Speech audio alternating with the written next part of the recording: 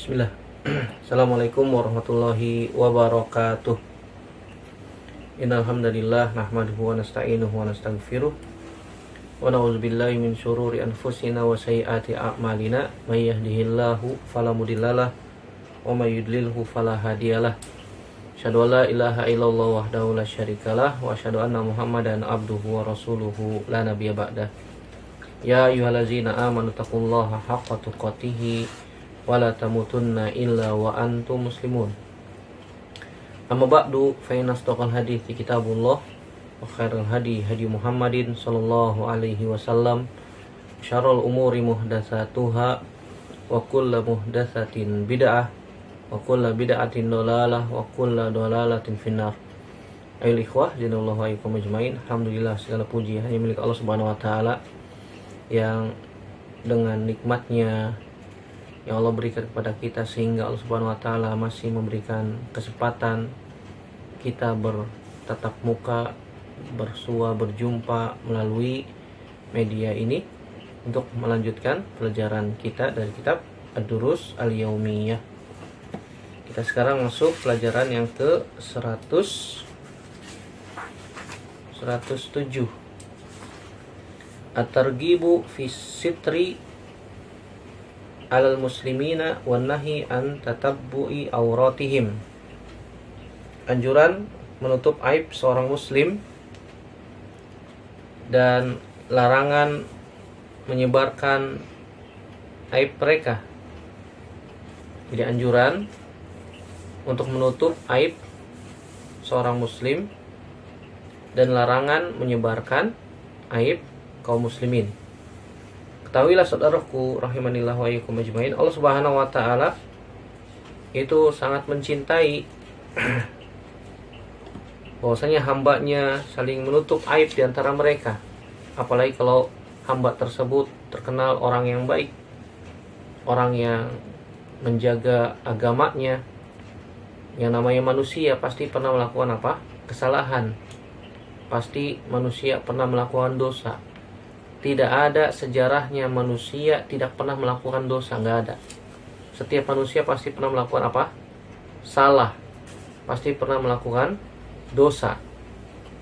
Kullu bani Adam khata'un, kata Nabi SAW. Setiap manusia pasti melakukan kesalahan, diulang lagi kesalahan itu, diulang lagi. Wa khairul khata'ina tawwabun. Sebaik-baik orang yang melakukan kesalahan adalah orang yang bertaubat kepada Allah Subhanahu wa taala. Oleh karena itu ketika kita melihat ada saudara kita melakukan kesalahan, dosa, aib, maka wajib bagi seorang muslim menutup aibnya, menutupi kesalahannya. Karena tadi sudah disebutkan tidak ada manusia yang maksum kecuali para nabi dan rasul. Bahkan para nabi dan rasul pun pernah melakukan kesalahan, dosa-dosa kecil. Kemudian Allah Subhanahu wa taala tegur dan kemudian Allah Subhanahu wa taala ampunkan dosa-dosa mereka. Adapun kita manusia tidak seperti nabi yang maksum. Kita ini melakukan dosa dan maksiat. Nabi katakan khata' dengan sigo mubalaghah, sering melakukan maksiat.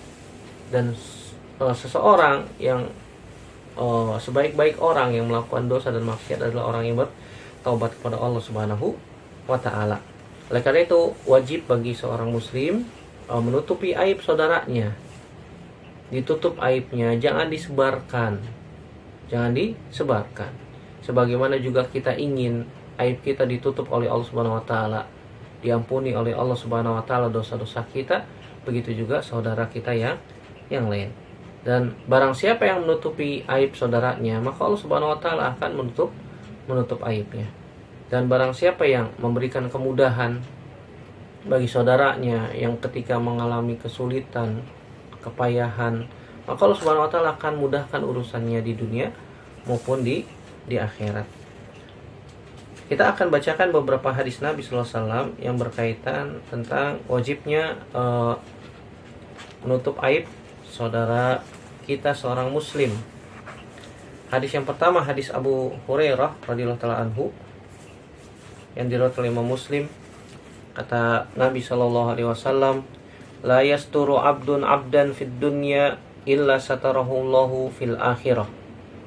Tidaklah seorang hamba menutup aib saudaranya di dunia, kecuali pasti Allah Subhanahu wa taala akan menutupi aibnya, dosanya di akhirat.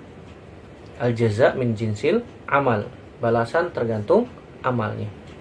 Hadis yang kedua, hadis Abdullah bin Umar radhiyallahu taala anhuma, bahwasanya Nabi sallallahu alaihi wasallam mengatakan, al muslimu akhul muslim, la yadhlimuhu wa la yuslimuhu. Man kana fi hajati akhihi kana Allahu fi hajatihi. Wa man farraja an muslimin kurbatan farrajallahu anhu biha kurbatan min kurabi yaumil qiyamah. Wa man satara musliman satarahullahu yaumal qiyamah. Akhrajahu Muslim. Kata Nabi SAW, seorang muslim adalah saudara muslim yang lain. Tidak boleh saling menzolimi. Tidak boleh saling menzolimi. Barang siapa yang dia memiliki hajat, memiliki kebutuhan, dan saudaranya memenuhi kebutuhannya, maka Allah Subhanahu wa taala akan memenuhi kebutuhan hamba tersebut. Jadi seseorang senantiasa menutup atau memberikan kebutuhan seorang hamba yang lain. Tetangga kita misalnya nggak punya beras, nggak bisa makan, kita kasih hajatnya, kita berikan, kita bantu, maka Allah Subhanahu wa taala senantiasa akan membantunya. Waman farraja an muslimin kurbatan farrajallahu anhu biha kurbatan min kurabi yaumil qiyamah. Barang siapa yang menutup, mempermudah urusan seorang hamba di dunia, maka Allah Subhanahu wa taala akan menutupkan, memudahkan urusannya di akhirat dari kesulitan akhirat. Wa man satara musliman satarahullahu yaumal qiyamah. Barang siapa yang menutup aib seorang muslim, maka Allah Subhanahu wa taala akan tutup aibnya pada hari kiamat. Hadis ini dikeluarkan oleh Imam Muslim. Hadis yang ketiga, hadis Abdullah bin Umar radhiyallahu anhu juga. Beliau mengatakan, Sa'ida Rasulullah sallallahu alaihi wasallam al-mimbar fanada bi sautin rafi.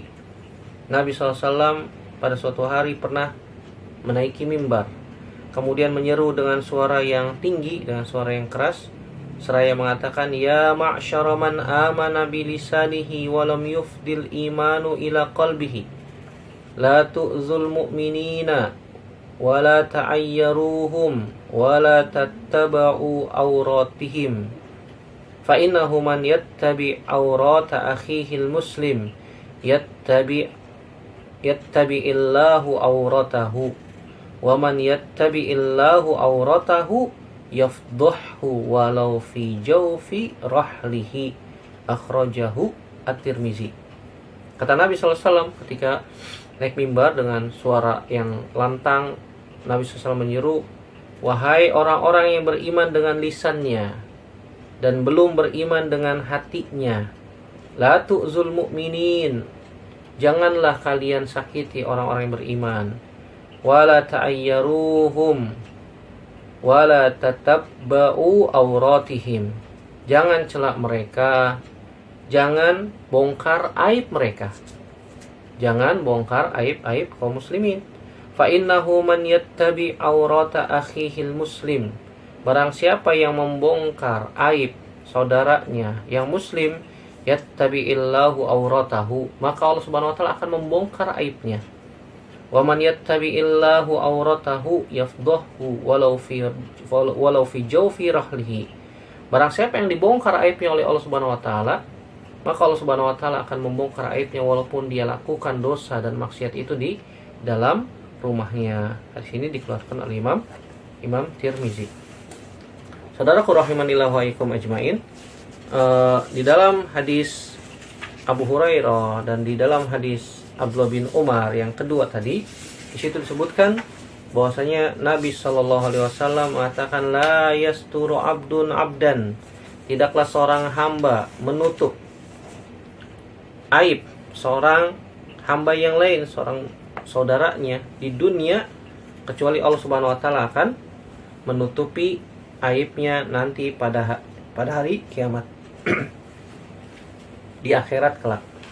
Yang namanya di dalam riwayat yang lain disebutkan Nabi SAW mengatakan, man nafasa an mu'minin, barang siapa yang memberikan keluasan dari kesulitan, dari kesempitan saudaranya yang beriman, dari kesempitan kesulitan di dunia, nafasallahu anhu kurbatan min kurabi yaumil qiyamah, maka Allah Subhanahu wa taala akan memberikan kelapangan, memberikan kemudahan bagi dia nanti pada hari kiamat. Hadis yang dikeluarkan oleh Imam Muslim dengan lafaz ini, dan juga dibawakan oleh Imam An-Nawawi dalam hadis Arba'in nomor 30-36.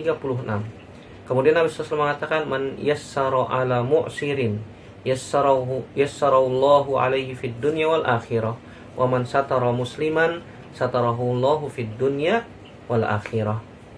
Kata Nabi SAW, barang siapa yang memberikan kemudahan bagi orang yang mengalami kesulitan, maka Allah Subhanahu wa taala akan mudahkan urusannya di dunia maupun di akhirat.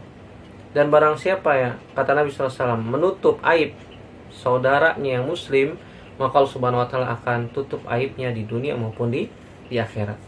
Perhatikan saudaraku rahimanillah wa iyyakum ajmain, al jaza min jinsil amal. Kata Nabi SAW, man nafasa, barang siapa yang meluaskan, melapangkan, memudahkan bagi orang yang sedang kesulitan, bagi orang yang sedang kebutuhan, maka Allah Subhanahu wa taala akan berikan kelapangan dia baik di dunia maupun di akhirat.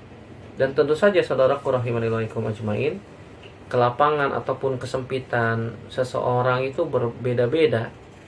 Terkadang kesempitan orang yang kaya berbeda dengan kesempitan orang yang miskin. Terkadang orang yang sudah diberikan oleh Allah Subhanahu wa taala kekayaan, tapi tidak diberikan rasa qanaah oleh Allah Subhanahu wa taala, masih saja kurang. Sudah punya mobil 1, masih kurang saja tuh. Pengen mobil 2, pengen mobil 3, sudah punya mobil banyak, pengen mobil yang harganya mahal sampai miliaran, subhanallah. Berarti dia tidak qanaah terhadap rezeki yang Allah Subhanahu wa taala berikan kepada dia. Tentu saja kesempitan orang itu berbeda. Yang dimaksud dengan barometer kesempitan ini seperti apa, Ustadz? Maka kita katakan kesempitan ketika dia tidak memiliki makanan, misalnya tidak bisa makan hari itu, kita bantu dia, kita tolong dia untuk diberikan makanan. Kalau kesempitan, Ustadz, saya lagi sempit, Ustadz, mau cicilan mobil, subhanallah. Dia tidak mampu memiliki mobil, tapi memaksakan diri membeli mobil, sehingga apa yang terjadi? Hutang sana, hutang sini untuk menutupi kredit mobil. Atau dia sebenarnya belum mampu untuk membeli sebuah motor yang harganya mahal. Ada motor harganya sampai 50 juta, padahal dia beli motor harga 10 juta, harga 15 juta bisa, tapi dia pengen motor yang harganya 30 juta, yang 40 juta, memaksakan diri padahal dia tidak mampu. Maka orang yang seperti ini bukan kesulitan namanya, karena dia menceburkan dirinya ke dalam kesulitan itu. Maka kita nasihati, nasihati. Pengeluarannya tidak sesuai dengan pemasukannya. Pemasukan gaji dia sekian, tapi dia memaksakan diri untuk memiliki barang-barang mewah yang sebenarnya dia belum mampu untuk memilikinya. Maka ketika itu dia memaksakan diri, maka kita nasihati. Orang yang seperti ini tentu saja dinasihati. Kalau tidak mampu ya jangan. Terus gimana, Ustadz? Ya sudah, lepas saja, lebih aman. Cari yang lebih murah. Kalau memaksakan diri dia bisa binasa. Binasa. Barang siapa yang memudahkan, melapangkan kesulitan seseorang muslim, maka Allah Subhanahu wa taala akan berikan kelapangan, kemudahan bagi dia di dunia maupun di akhirat. Nafasallahu anhu kurbatan min kurabi yaumil qiyamah. Maka Allah Subhanahu wa taala akan berikan tanfis, maka Allah Subhanahu wa taala akan memberikan kelapangan, kemudahan pada hari kiamat. Disebut dengan hari kiamat karena ada beberapa hal. Yang pertama disebut karena pada waktu itu manusia bangkit dari kubur-kubur mereka. Sebagaimana Allah Subhanahu wa taala mengatakan, yauma yaqumun nasu lirabbil alamin. Disebutnya hari kiamat. Ada juga yang mengatakan bahwasanya disebut hari kiamat karena ditegakkan pada hari itu keadilan Allah Subhanahu wa taala. Sebagaimana Allah Subhanahu wa taala mengatakan, wa nadul mawazinal qista liyaumil qiyamati fala tuzlamu nafsun syai'a, dalam surat Al-Anbiya ayat 47. Dan kami letakkan, kata Allah Subhanahu wa taala, mawazin al-qista liyaumil qiyamah, itu timbangan, mizan untuk menimbang amal hamba pada hari kiamat tersebut. Fala tuzlamu nafsun syai'an, pada waktu itu tidak ada yang dizolimi sedikit pun juga.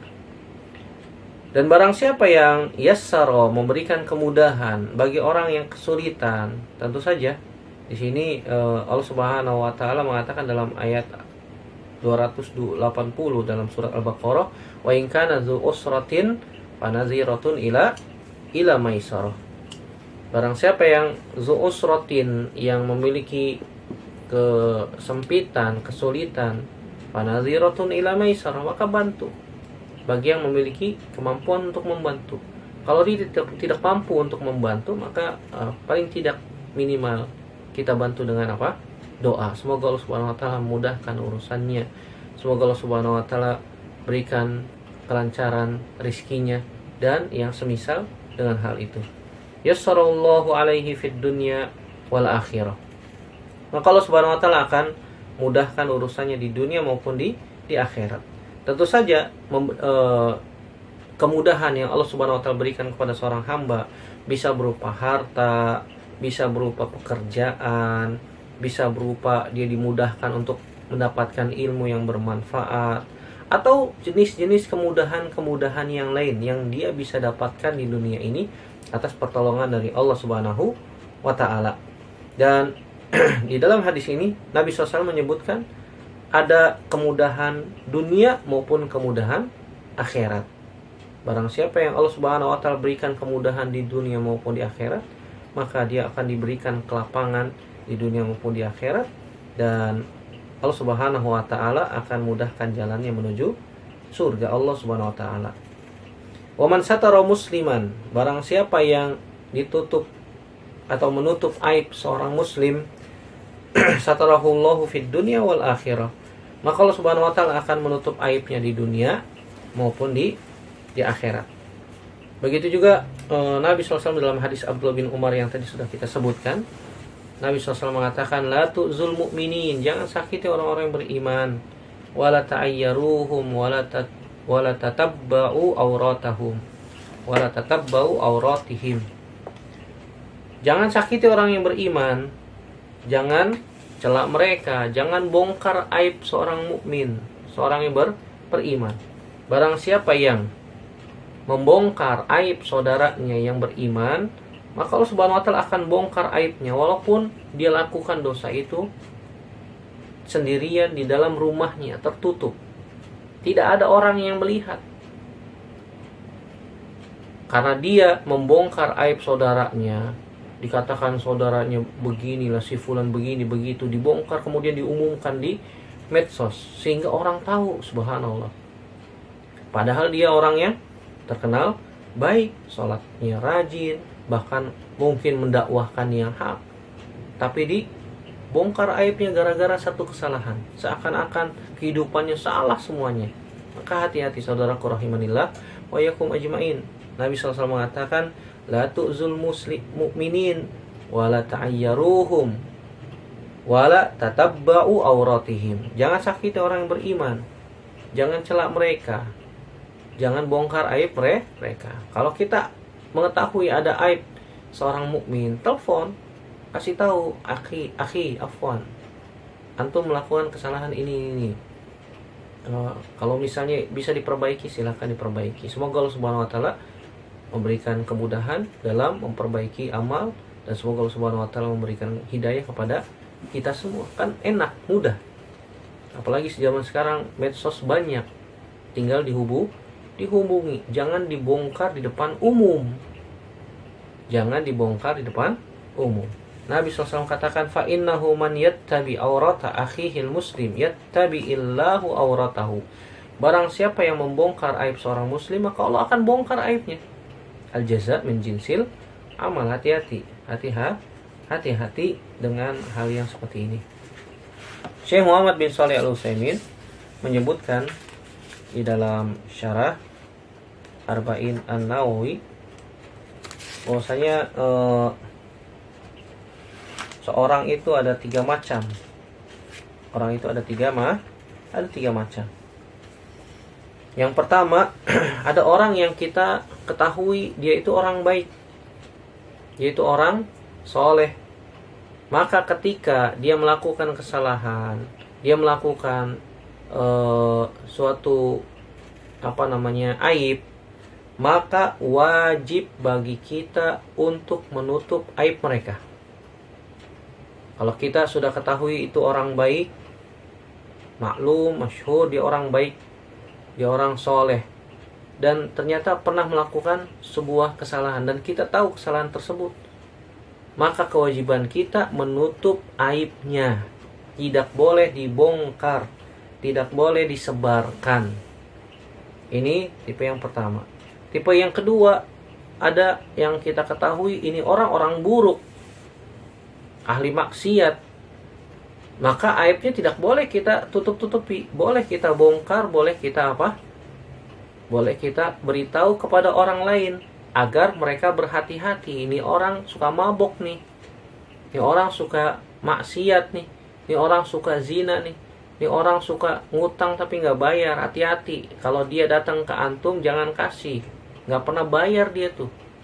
Nah, boleh kita berikan berikan tahzir berupa peringatan kepada orang-orang agar jangan sampai terkena korban dari orang ini. Nah, ini boleh.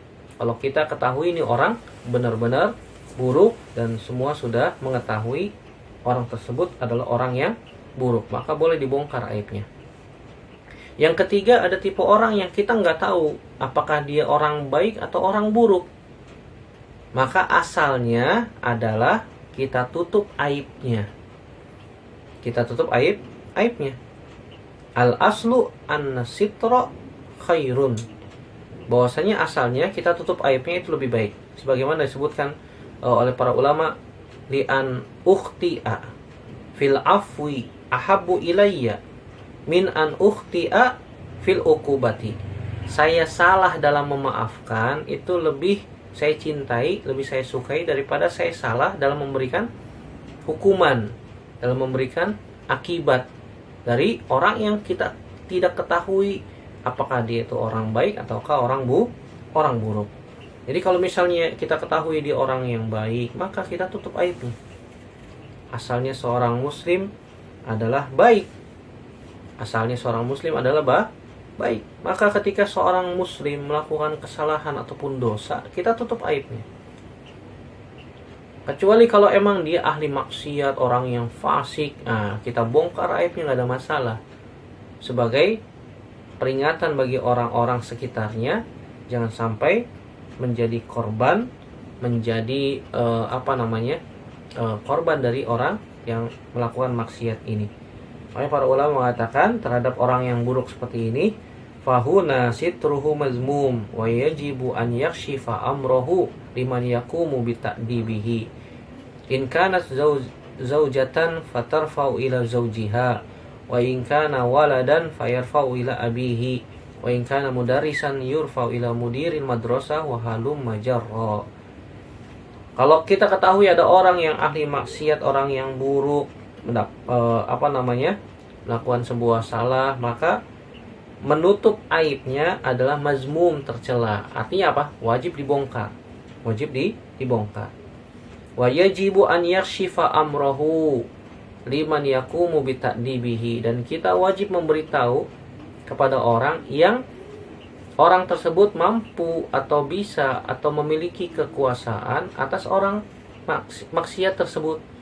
Contoh misalnya, jika seorang istri melakukan kesalahan ataupun dosa, kita tahu, bilang ke suaminya, "Mas, istri antum nih tadi begini dan begitu, saya lihat." saya lihat, biar suaminya saja yang memberikan apa? Pelajaran. Mungkin dengan nasihat ataupun yang lain. Biar suaminya saja. Yang penting kita sudah beritahu. Kalau misalnya ada seorang anak yang melakukan kesalahan, nah kita beritahu bapaknya. Afwan, Abu atau Pak, tadi anaknya ambil jajanan tapi belum bayar. Nah, biar nanti bapaknya yang memberikan nasihat kepada anaknya, nak, kalau jajan nggak boleh mengambil tanpa bayar. Itu namanya apa? Mencuri.